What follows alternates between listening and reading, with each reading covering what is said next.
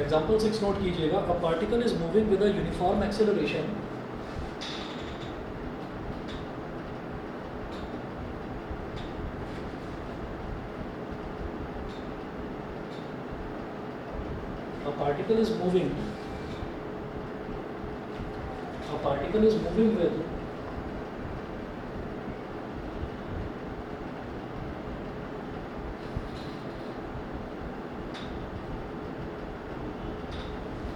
a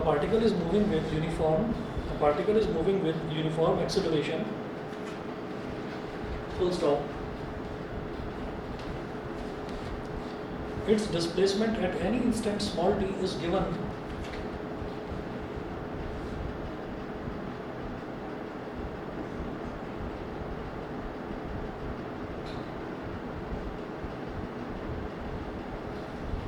its displacement at any instant small t is given by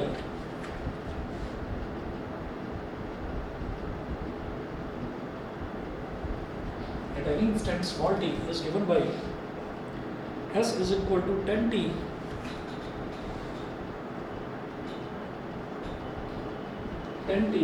plus 4.9 t square.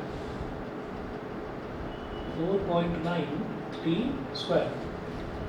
ठीक है, full stop. What is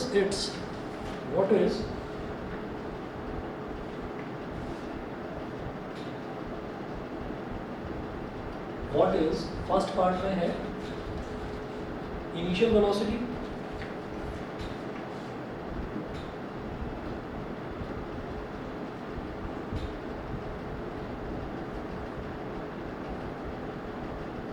और second part में है velocity at t is equal to 3 second,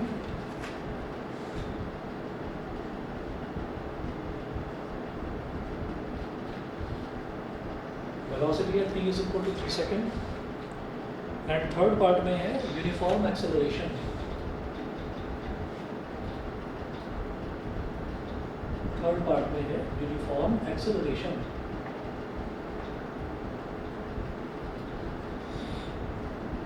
ठीक है, अब जरा देखिएगा कि इस क्वेश्चन में हमने सबसे पहले निकालना है इनिशियल वेलोसिटी। तो मैंने ना अभी तक आपको सिर्फ हो रही बताया था कि जो हमको डिस्प्लेसमेंट है, डिस्प्लेसमेंट अब एग्जैक्टली डिस्प्लेसमेंट नहीं दे रखा होगा कि 10 मीटर चला या 5 मीटर चला या 15 मीटर चला, वो नहीं दे रखा होगा। अब हमको एक एक्सप्रेशन दे रखा होगा, तो एक्सप्रेशन दे रखा है डिस्प्लेसमेंट का, क्या दे रखा है, s is equal to 10t plus 4.9 t square, ये दे रखा है। वो पूछ रहे हैं कि उसकी इनिशियल वेलोसिटी बताइए। तो मैंने आपको एक चीज़ बताई थी कि जो वेलोसिटी है वो कैसे निकलेगा, change in displacement upon change in time taken, यानी कि ds by dt। ds by dt का मतलब ये है कि मानो जैसे s हमारा एक फंक्शन है और हम उसको d बाई dt से मल्टीप्लाई कर रहे हैं, तो ds बाई dt हो जाएगा ये। तो जब d बाई dt से मल्टीप्लाई करने का मतलब क्या है कि s का डिफरेंशियल कैलकुलेट करना, तो s का डिफरेंशियल कैलकुलेट करना विद रिस्पेक्ट टू t। तो जब मैं with respect to x calculate करता था तो मैं x को वेरिएबल मानता था, अब मैं with respect to t calculate करूँगा तो मैं t को वेरिएबल मानूंगा। तो velocity is always ds by dt, ये याद रखिएगा, यही होता है change in displacement upon change in time taken. ठीक है, तो ये तो वेलोसिटी हो गया। और इसी तरीके से जो एक्सेलरेशन होता है ये होता है बेटा dv by dt, change in velocity upon change in time taken. तो ये दोनों ही एक्सप्रेशन मैंने लास्ट क्लास में बताया था, बिल्कुल लास्ट में आपको बताया था कि इनका आगे हमें अब ज़रूरत पड़ेगा। तो पहले पार्ट में वो पूछ रहे हैं इनिशियल वेलोसिटी। ठीक है, अच्छा तो इसको देखते हैं हम। फर्स्ट पार्ट में वो इनिशियल वेलोसिटी पूछ रहे हैं, तो सबसे पहले आप इनिशियल वेलोसिटी छोड़ो, सबसे पहले आप लिखो velocity v is equal to ds by dt। सबसे पहले आप वेलोसिटी का एक्सप्रेशन निकालिए। जैसे हमारे पास डिस्प्लेसमेंट का एक्सप्रेशन है, इसी तरह से मैं वेलोसिटी का एक्सप्रेशन चाहता हूँ, तो एक्सप्रेशन निकालेंगे। तो हम कहेंगे v is equal to ds by dt, हमें मालूम है v is equal to ds by dt होता है, a is equal to dv by dt होता है। तो यहाँ से v इज इक्वल टू क्या हो जाएगा, d by dt of s क्या है बेटा,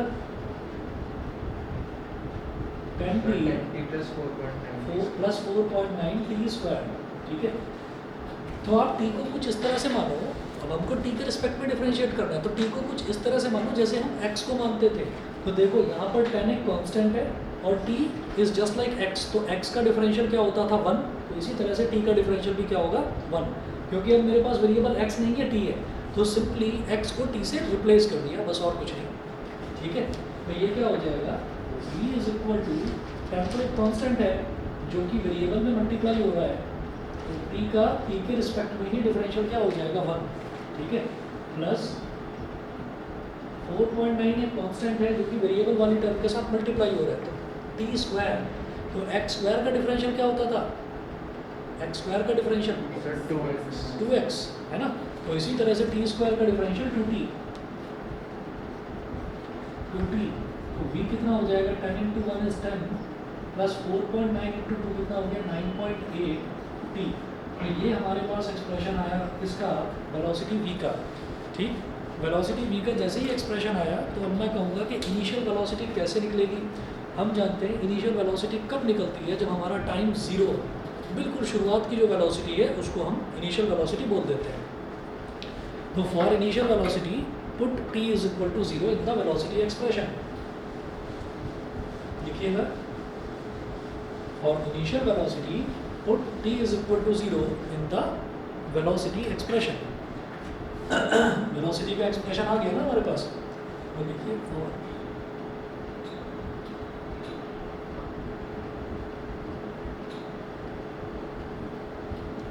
initial velocity put t is equal to 0 in the velocity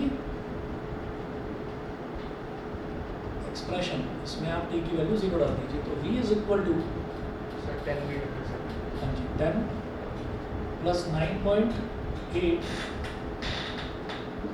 into 0, आपने t की जगह 0 डाल दिया, तो 9.8 इंटू 0 0 प्लस 10 इज 10, तो 10 मीटर पर second.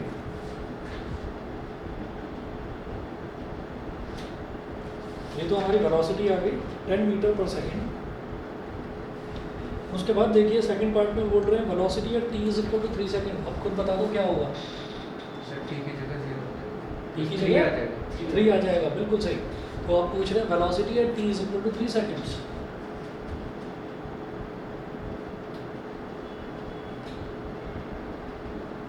Velocity at t is equal to 3 second, तो v is equal to, expression तो ये था 10 प्लस 9.8 इंटू टी की जगह डाल दीजिए 3, 3 8 24, 2 कैरी 3 9 27 और 2 29, 29.4 प्लस 10 कितना हो गया 39.4 मीटर पर सेकेंड, 39.4 मीटर पर सेकेंड। तो ये हमारे पास आ गया सेकेंड पार्ट का आंसर। उसके बाद देखिएगा थर्ड पूछ रहे हैं कोई एक्सेलरेशन बताइए। तो एक्सेलरेशन कैसे निकलेगा, sir dv by dv by dt, बिल्कुल सही।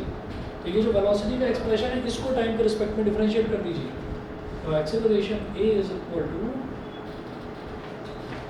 dv by dt, तो a is equal to d by dt of v क्या है 10 प्लस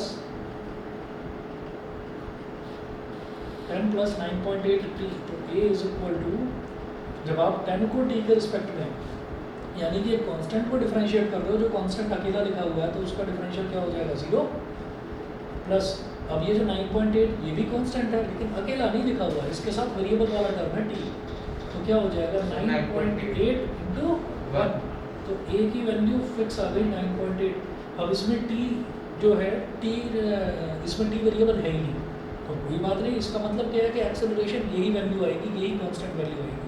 आप कितने भी टाइम पर एक्सेलरेशन चेक करिए, सर यूनिफॉर्म ही दे रखा, यूनिफॉर्म एक्सेलरेशन है तो किसी भी टाइम पर चेक करें वो सेम ही मिलेगा। तो a is equal to 9.8 ms की पावर -2 मीटर पर सेकेंड स्क्वायर। समझ गए? ठीक है भाई, न्यासा बता दो, क्लियर है? ठीक है, चलिए जी आगे चलता हूँ फिर मैं। तो ये तो पहले टाइप का क्वेश्चन हुआ इसमें जो पूछा जा सकता है। उसके बाद देखिएगा एग्जाम्पल नंबर 7। एग्जाम्पल नंबर 7 जो है ये कराने से पहले मैं एक चीज़ बताऊंगा, बहुत छोटा सा हिंट दूंगा आपको कि क्या होता है कि ये तो हमने जो बात करी ना वेलोसिटी की, एक्सेलरेशन की, डिस्प्लेसमेंट की, ये हम लीनियर मोशन के लिए करते हैं। तो हमेशा मोशन लीनियर तो नहीं रहेगा। फॉर एग्जांपल हम किसी टायर की बात करें तो टायर गोल गोल गोल गोल घूमता रहेगा, तो that type of motion is called rotational motion. तो वो रोटेशनल मोशन है। तो रोटेशनल मोशन में बिल्कुल सिंपल सा एक चीज़ आती है, मैं आपको बताता हूँ अभी। मतलब जिस तरह से हमने यहाँ पर देखा इसी से मैं रिलेट करके बताऊँगा रोटेशनल मोशन, तो आसान लगेगा आपको। देखिए ये मैं मिटा रहा हूँ इधर से।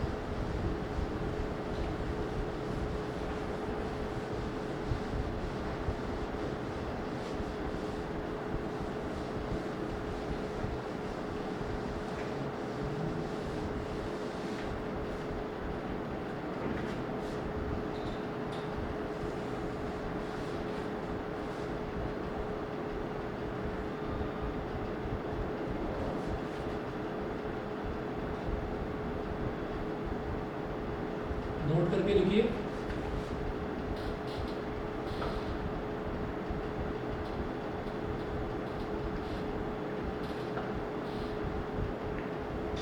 रोटेशनल मोशन, तो रोटेशनल मोशन में क्या होगा कि मान लीजिए, ज़रूरी नहीं है रोटेशनल मोशन का। रोटेशनल मोशन में ये है कि मैं एक सीधी लाइन में ना चलकर मैं एक कर्व लाइन में चल रहा हूँ। मैं ऐसे ऐसे ऐसे ऐसे सीधा ना जाकर मैंने क्या करा, ऐसे ऐसे जाते ही मैं ऐसे घूमना शुरू हो गया और फिर मैं रुक गया। मैंने पूरा सर्कुलर राउंड कंप्लीट नहीं करा, ठीक है। तो उसको भी ना रोटेशनल मोशन ही कहा जाएगा। अगर मान लीजिए हम चलते हैं, हमने यहाँ से चलना शुरू करा और हम ऐसे करके ऐसे चले, बस यहाँ तक चले और रुक गए यहाँ तक, तो कोई ये कहेगा कि भाई ये आपका जो मोशन है ये मोशन कैसा हुआ। हम ये कहेंगे रोटेशनल मोशन है। तो फिर दिमाग में आएगा क्यों भाई यहाँ पर कोई सर्कुलर लूप तो कंप्लीट हो नहीं रहा है, तो रोटेशनल मोशन कैसे। हम ये कहेंगे कि अगर हो रहा होता तो ऐसे एक सर्कुलर पाथ कंप्लीट हो जाता। मैं इतना ही चला, कोई बात नहीं, तो मेरा मोशन इतना ही था ना। तो हम ये कहेंगे कि अच्छा भाई फिर इसमें डिस्प्लेसमेंट निकालना बड़ा मुश्किल है। तो ऐसे में क्या करते हैं, हम ये कहते हैं कि सर्कुलर पाथ कंप्लीट कर लो आप, ठीक है। आप चले इतना ही हो, ठीक है, आप यहीं चल के इतने पर रुक जाओ। हम एक डॉटेड लाइन बनाकर हम क्या करेंगे, हम उस सर्कल को कंप्लीट करेंगे। सर्कल को कंप्लीट करेंगे तो उस सर्कल का कोई सेंटर भी होगा, ठीक है। तो सर्कल का सेंटर ये हो गया। फिर मैंने कहा कि अच्छा मैं ना यहाँ से चालू हुआ था और मैं यहाँ पहुँच गया, ठीक है। तो इसको सर्कल के सेंटर से ज्वाइन करो और इसको सर्कल के सेंटर से ज्वाइन करो, तो आप कितना एंगुलरली मूव करें, कितना एंगुलरली आप चलें, that is called angular displacement. तो जब कभी हम रोटेशनल मोशन की बात करते हैं तो रोटेशनल मोशन में हम ये कहते हैं कि भाई डिस्प्लेसमेंट को डिस्प्लेसमेंट ना लेकर हम एंगुलर डिस्प्लेसमेंट लेते हैं। तो जो एंगल होता है ना, सिंपल जो एंगल है उसी को एंगुलर डिस्प्लेसमेंट बोल देते हैं। जो एंगल है उसी को एंगुलर डिस्प्लेसमेंट बोल देते हैं। तो this is theta and this is called angular displacement. Angular displacement. और आपको याद आ रहा होगा कि अभी जो हमने पैरेलैक्स मेथड करा था उसमें भी थीटा बन रहा था, और वो जो एंगल था थीटा उसको हम किस में ले रहे थे, रेडियन में ले रहे थे, उसको हम डिग्री में नहीं ले रहे थे। तो ये जो एंगुलर डिस्प्लेसमेंट है इसकी यूनिट क्या होगी, रेडियन होगी, ठीक है। तो एंगुलर डिस्प्लेसमेंट बस एक टर्म आप ये समझ लीजिए, एंगल के आगे डिस्प्लेसमेंट लग गया, बाकी है क्या, ये एंगल ही है कि आप सर्कुलर पाथ में चल रहे हैं तो आप कितना एंगल मूव कर गए, ठीक है। आपके घर के आसपास कोई सर्कुलर पार्क है, कोई सर्कुलर गार्डन है, आपने कहा कि नहीं मैं थोड़ा सा चल के रुक जाऊँगा बस, ठीक। तो उसका सर्कुलर पार्क का, सर्कुलर गार्डन का कोई सेंटर तो होगा। तो सेंटर से एक डॉटेड लाइन स्ट्रेट खींची जाए जहाँ से आपने स्टार्ट करा था, और जहाँ आप पहुँचे वहाँ से एक डॉटेड लाइन खींची जाए और बीच का एंगल निकाल लिया जाए। तो वो जो बीच का एंगल है that is your angular displacement, वो कहलाता है एंगुलर डिस्प्लेसमेंट। मतलब सेंटर के रिस्पेक्ट में हमने जितना एंगल जितना आपने एंगल सेंटर के रिस्पेक्ट में मूव करा that is your angular displacement. और उसके लिए कोई नई टर्म नहीं है, उसके लिए हम थीटा ही बोल देते हैं। अच्छा, अब तीन चीज़ें हमने देखी थी, एक तो देखी थी डिस्प्लेसमेंट, एक देखी थी वेलोसिटी, और एक देखी थी एक्सेलरेशन। तो अगर यहाँ पर वेलोसिटी की बात करी जाए तो this theta is angular displacement, ऐसा ही unit of theta is radiance,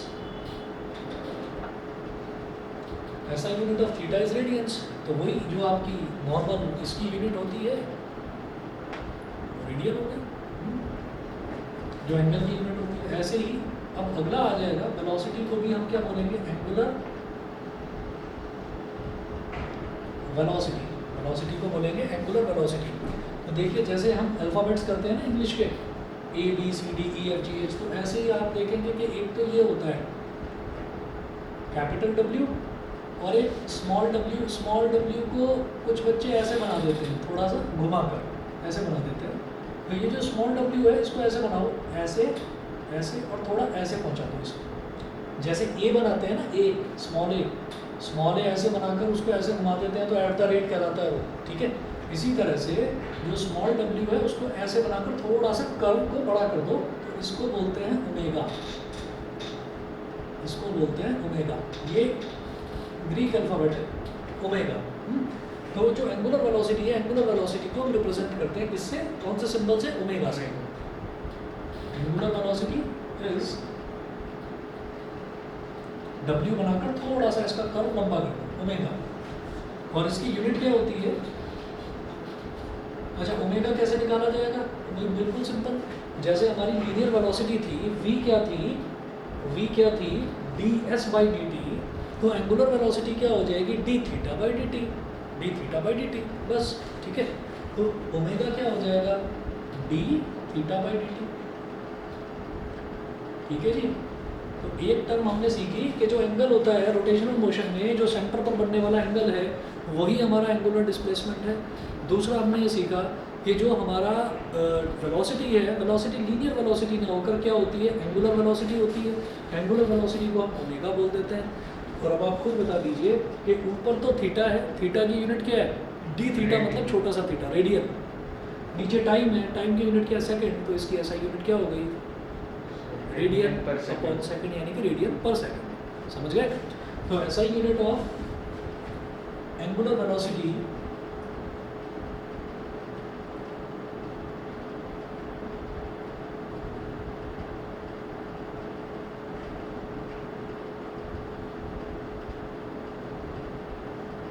RAD/S, ऐसे लिख देते हैं, रेडियन पर सेकेंड, RAD/S,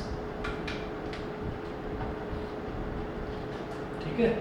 और इसी तरह से जब हम एक्सेलरेशन की बात करेंगे तो भाई जो एंगुलर एक्सेलरेशन होता है, एंगुलर एक्सेलरेशन को, जैसे सिंपल जो एक्सेलरेशन होता है उसको बोल देते हैं A, जो एंगुलर एक्सेलरेशन है उसको बोल देते हैं अल्फा, ठीक है। अल्फा से रिप्रेजेंट करते हैं। तो यहाँ नोट करें, angular acceleration is represented by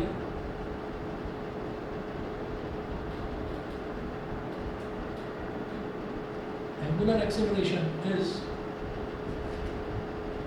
represented by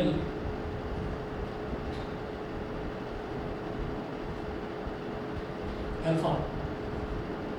alpha क्या हो जाएगा, वही D omega by D T. ये सीक्वेंशियली चलता है कि सबसे पहले हमारा डिस्प्लेसमेंट को टाइम के रिस्पेक्ट में डिफरेंशिएट करो तो वेलोसिटी आ जाएगी, वेलोसिटी को टाइम के रिस्पेक्ट में करो तो एक्सेलरेशन आ जाएगा, वही काम।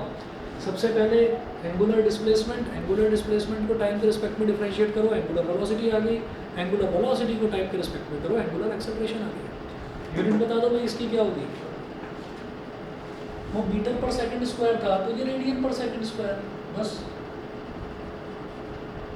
रेडियन ऑब्लिक सेकंड का स्क्वायर, या RAD/S की पावर -2 लिख देते, एक ही बात है। बता दो भाई, क्लियर है कि नहीं, ऑनलाइन वाले बता दो भाई, अक्षर कैसा, कौन सा बेटा, अल्फा, अल्फा 10th में कराता था, भूल गया, अल्फा बीटा, ठीक है। चलिए जी, तो ये आपको क्यों बताया, क्योंकि अगला क्वेश्चन इसी पर बेस्ड है, समझ गए। तो रोटेशनल मोशन में हम ये 3 टर्म्स यूज करेंगे, थीटा, ओमेगा और अल्फा, ठीक। अगला क्वेश्चन नोट करिएगा,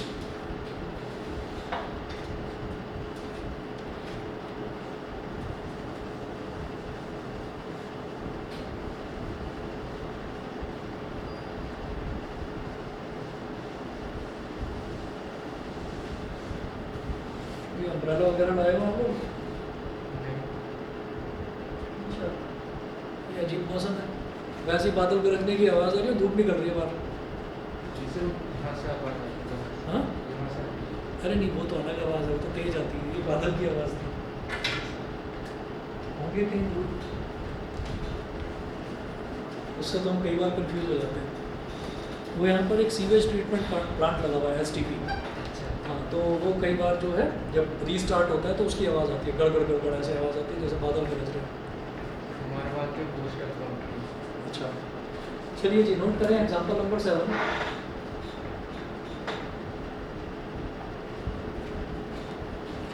A particle starts rotating from rest according to the formula.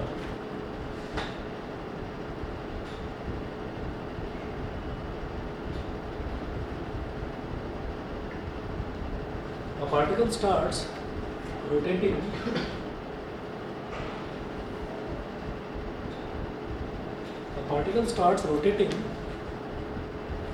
from rest according to the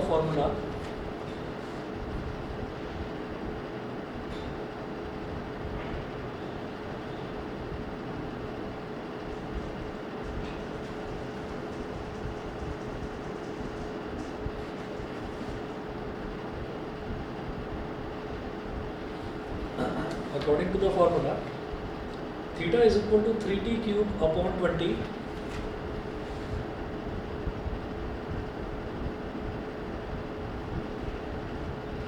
3t cube upon 20 minus t square upon 3,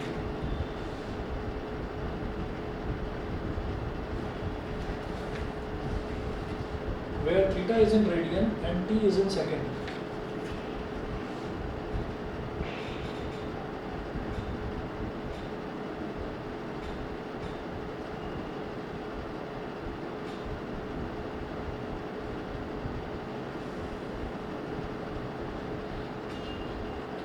Where theta is in radian and t is in seconds. Find the angular velocity omega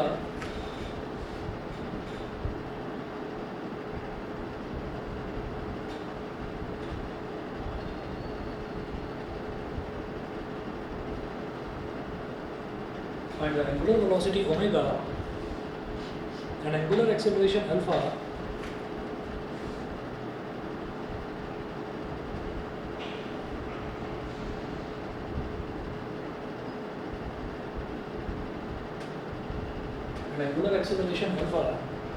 at the end of 5 seconds.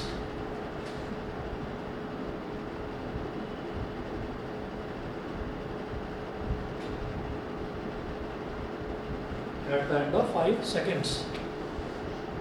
ठीक है, तो जरा देखिएगा angular velocity पूछ रहे हैं, एक तो ओमेगा पूछ रहे हैं और एक अल्फा पूछ रहे हैं at the end of 5 second. तो आपको क्या करना है, ये जो थीटा है ना, इस थीटा की हेल्प से आप ओमेगा निकाल लेंगे, फिर ओमेगा की हेल्प से आप अल्फा निकाल लेंगे। वो निकालने के बाद टी की जगह 5 सेकंड्स डाल देंगे, बस टी की जगह 5 सेकंड्स डाल देंगे। देखिएगा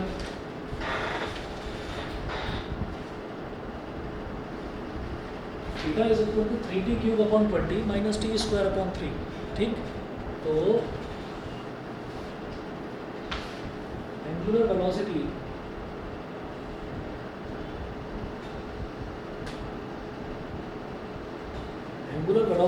omega is equal to D theta by D T. तो omega is equal to D by D T of theta. Theta क्या है, 3t cube upon 20, 3t cube upon 20 minus T square upon 3, ये हो गया। ठीक, तो आगे देखिएगा कि यहाँ पर 3 अपॉन 20 तो कांस्टेंट है, लेकिन साथ में मल्टीप्लाई क्या हो रहा है, टी क्यूब। तो टी क्यूब एक्स क्यूब का डिफरेंशियल क्या होता था, 3x स्क्वायर।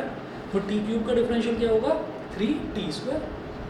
समझ रहे हैं, बट टी के रिस्पेक्ट में डिफरेंशिएट कर रहे हैं ना। तो टी क्यूब एक्स क्यूब का क्या होता था, एक्स की पावर n वाला ना, एक्स की पावर 3, तो 3x की पावर 3 माइनस 1, तो 3x स्क्वायर। तो टी क्यूब का क्या हो जाएगा, 3t स्क्वायर। तो देखिए omega is equal to 3 upon 20 और टी क्यूब का क्या हो गया, 3t स्क्वायर माइनस अपॉन में 3 एक कॉन्स्टेंट है तो वो एज इट रहेगा, अपॉन में 3 ऐसे लिख दो, और जैसे एक्स स्क्वायर का 2x होता था तो टी स्क्वायर का 2t, तो 2t अपॉन 3। ये हमारे पास वैल्यू आ गई ओमेगा की। अब इस तरफ कर रहा हूँ मैं आगे। सर मैंने पहले इसको ना इक्वेशन को वैसे सॉल्व किया, तो ये वैसे भी ही कर सकते। ये भी ठीक है। हाँ, इसमें हम क्वेश्चन रूल मत लगा देना, पता है क्यों, क्योंकि नीचे कांस्टेंट है 60, तो बस आपको सर वो सेम ही रहेगा। वो सेम रहेगा। अगर कहीं पर भी कांस्टेंट मल्टीप्लाई हो रहा है या डिवाइड हो रहा है तो उस पर कोई फर्क नहीं पड़ता, वो वैसे ही रहता है। ठीक है, समझ गए? चलिए जी, तो अब इसको आप क्या करिए,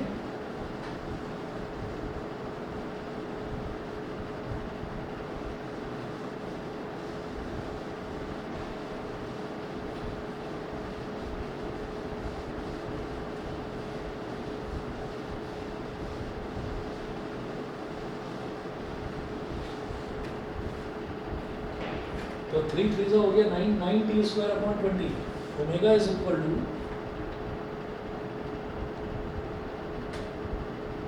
9 T square upon 20 minus 2t upon 3। अब वो क्या बोल रहे हैं, at the end of 5 seconds, at the end of 5 seconds मतलब omega at the end of 5 seconds is equal to क्या हो जाएगा, 9 अपॉन 20 एज इट इज, और t की जगह 5 डाल दो, 5 का square minus 2 upon 3 as it is, और t की जगह 5 डाल दो, 9 इंटू 25 अपॉन 20, तो 5 4 ज़ा 20, 5 5 ज़ा 25, माइनस 2 5 ज़ा 10 अपॉन 3, तो 9 5 ज़ा 45 अपॉन 4 माइनस 10 अपॉन 3। अब चाहें तो 4 और 3 का एलसीएम ले लें, 4 और 3 का एलसीएम क्या हो जाएगा, 12, ठीक है, 4 3 ज़ा 12, तो 3 45 ज़ा 3 5 ज़ा 15, 3 4 ज़ा 12 और 1 135, 3 4 ज़ा 12, 4 10 ज़ा 40, 135 माइनस 40 कितना हो जाएगा, 95 अपॉन 12, ठीक है, 95 अपॉन 12, ये वैल्यू आ गई ओमेगा की, तो इतना थोड़ी, सिर्फ आंसर क्या हो जाएगा, रेडियन पर सेकंड। ओमेगा क्या है, हमारी एंगुलर वेलोसिटी, एंगुलर वेलोसिटी की डेफिनेशन क्या होती है, सॉरी डेफिनेशन क्या है, यूनिट क्या होती है, रेडियन पर सेकंड, तो 95 अपॉन 12 रेडियन पर सेकंड, ये हो गया, ठीक है। उसके बाद देखिएगा एंगुलर एक्सेलरेशन, फिर बात करेंगे एंगुलर एक्सेलरेशन की।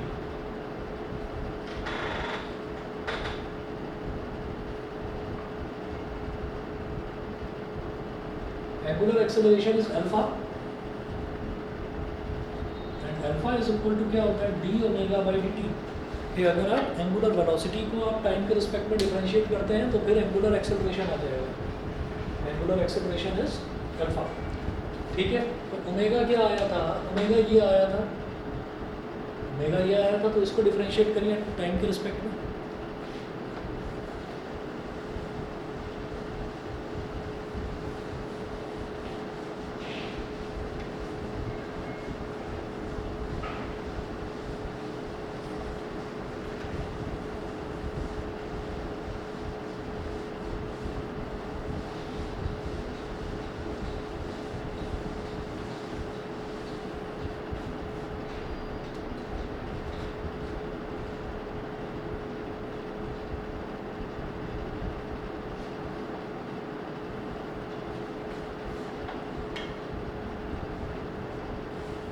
Alpha is equal to D by D T of omega, omega क्या है, 9 T square upon 20 minus 2t upon 3, 9 T square upon 20 minus 2t upon 3, तो अल्फा इज इक्वल टू, ये 9 upon 20 है,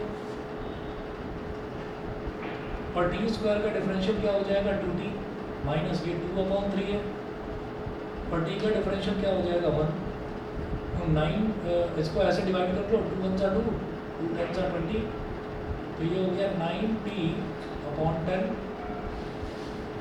minus 2 upon 3, तो ये alpha की value आ गई। लेकिन इन्होंने बोला eight the end of 5 seconds, तो लिखिएगा अल्फा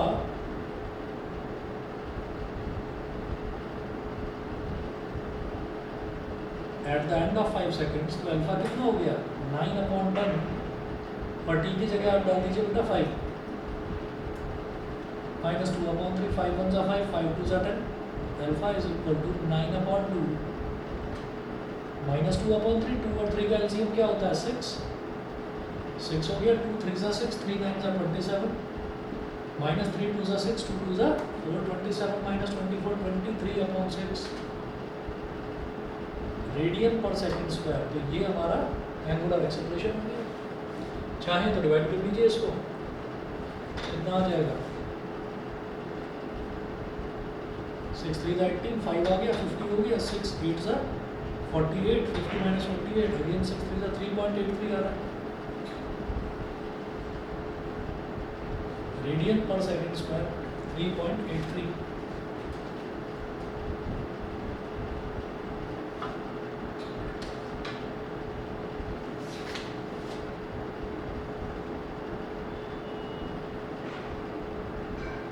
ठीक है जी, मैंने आपको क्वेश्चन दिए थे, क्वेश्चन नंबर 1 और 2, दो क्वेश्चंस दिए थे और दो क्वेश्चंस मैंने ना आज आपको सुबह भेजे थे।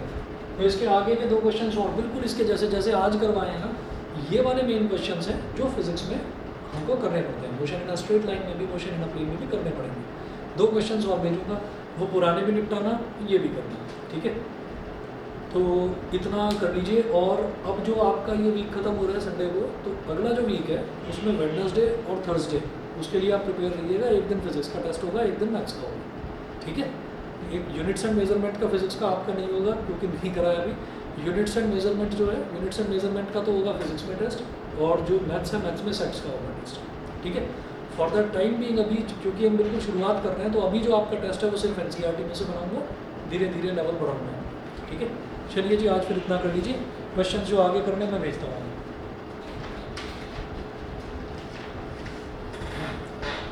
अक्षत ऑफलाइन आया करो। ओके सर, हाँ थैंक यू सर। ओके।